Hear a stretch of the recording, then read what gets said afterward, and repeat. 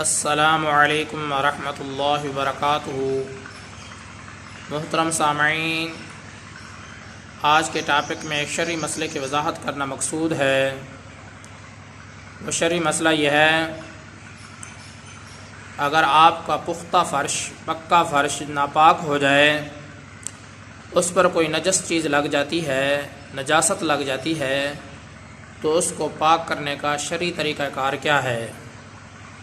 محترم سامعین، مختصراً آپ حضرات کی خدمت میں یہ عرض ہے، اگر آپ کا فرش ناپاک ہو جائے، اس پر کوئی نجس چیز لگی ہوئی ہو، تو محض اس فرش کے اوپر گیلا کپڑا مارنے سے وہ فرش پاک نہیں ہوتا، بلکہ اس فرش کو دھونا پڑے گا۔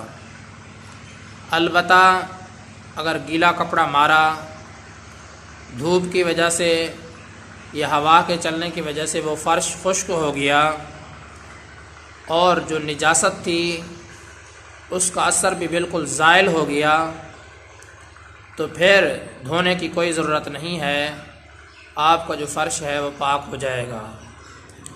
محترم سامعین، مسئلے کا خلاصہ یہی ہے، اگر آپ کا جو فرش ہے وہ نجس ہے، ناپاک ہے، اس کے اوپر آپ نے گیلا کپڑا مارا ہے، تو محض گیلا کپڑا مارنے کی وجہ سے آپ کا فرش پاک نہیں ہوگا، بلکہ اس فرش کو دھونا پڑے گا۔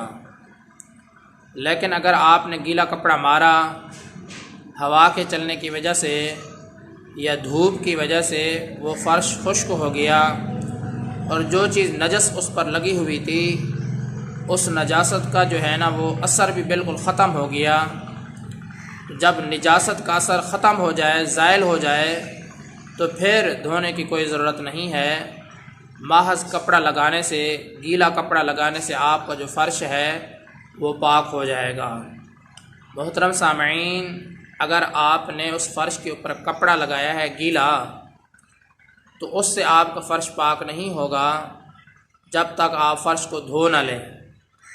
لیکن اگر کپڑا لگانے کے بعد ایسا آپ نے گیلا کپڑا لگایا، ہوا کی وجہ سے یا دھوپ کی وجہ سے وہ فرش خشک ہو گیا، نجاست کا جو اثر تھا وہ بالکل کپڑا لگانے کی وجہ سے زائل ہو گیا، تو اب دھونے کی کوئی ضرورت نہیں ہے۔ اللہ تبارک و تعالی سے امید کرتا ہوں کہ آپ کو یہ مسئلہ ٹھیک طریقے سے سمجھ میں آ گیا ہوگا۔ میں آپ سب کی دعاؤں کا طلبگار ہوں۔ محمد ثناء اللہ فاروق۔